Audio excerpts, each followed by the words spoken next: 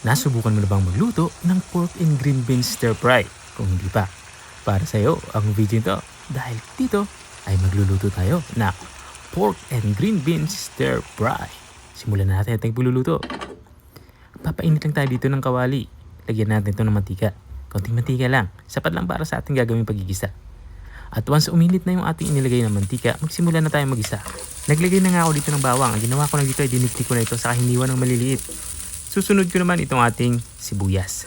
Sa sibuyas naman, hiniwa ko lang ito ng maliliit. Tulad na nakikita nyo. Gagawin naman natin dito ay ilalantahin lang natin to hanggang sa lumabas yung aroma nito. Kapag ganito na itsura ng ating bawang at sibuyas, ilalagay na natin itong ating giniling na baboy. Sa giniling naman na baboy, ang ginagamit ko dito ay 1/4. Depende naman ito sa inyo. Kung gusto nyo medyo madami yung sangkap na baboy or sahog na baboy, ay damihan nyo na. At habang iginigisa natin itong ating karning baboy, maglagay na tayo dito ng mapampalasa. Naglagay na nga ako dito ng toyo. At dinadagdagan ko na dito ng oyster sauce para maging malasa ito. At naglalagay na din ako dito ng black pepper powder. At susundan ko naman itong Ajinomoto. Sa mga hindi gumagamit ng Ajinomoto, pwede kayong gumamit dito ng Magic Sarap. Walang problema yan. Haluin lang natin ito para kumapit dito sa ating karning baboy. Itong ating mga pampalasa ang inilagay. At once nahalo na natin ito ng maigi, maglagay natin tayo dito ng kaunting tubig. Kaunting tubig lang. Sapat lang ito para maluto itong ating giniling na baboy. Mabilis lang naman ito maluto dahil nga giniling ito. At dahil nga nakukulangan pa ako sa alat nito ay maglalagay pa ako dito ng kaunting patis. Once mailagay natin yung patis ay haluin ulit natin to para pantay-pantay yung lasa ng ating nilulutong ulam. At this point ilalagay ko na yung doong ating carrots. Ang ginawa ko naman dito sa carrots ay hiniwa ko lang ito ng pahaba. Katulad na nakikita nyo.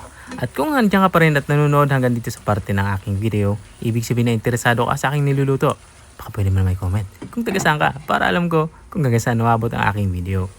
Balik tayo dito sa ating nilulutong ulam. Pinakulo ko nga ito ng mga 1 minuto. Maluto lang itong ating inilagay na carrots. At this point naman, haluin ulit natin to at ilalagay naman natin dito yung ating panghuling sangkap.